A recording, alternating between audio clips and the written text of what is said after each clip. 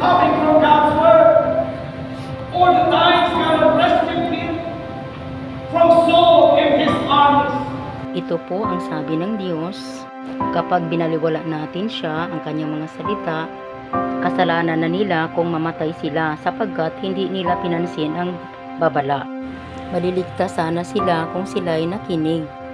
Ang tinutukoy po ng Diyos sa aklat ng Ezekiel ay ang ating kaluluwa po.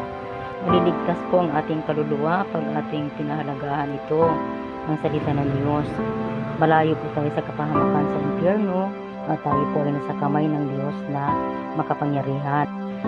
Simple lang po ang panalangin ng isang pusong mapagpakumbaba upang matalo po natin ang ating number 1 kalaban ay ang ating kaaway, ang kamatayang walang hanggan. Sa nais pong tumanggap sa Panginoon, ganito lang po manalangin.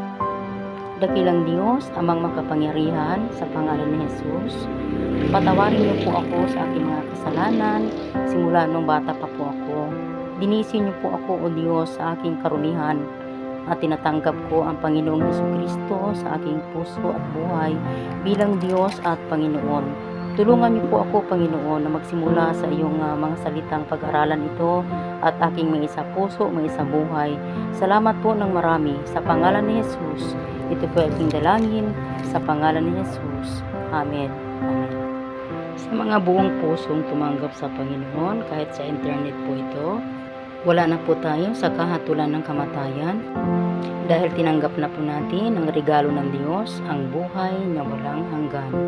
Tuloy-tuloy lang po at dumalo sa mga gawain, humanap ng gawaing nagtuturo ng aral ng tamang doktrina kung saan itinataas ang pangalan ng Panginoong Jesucristo.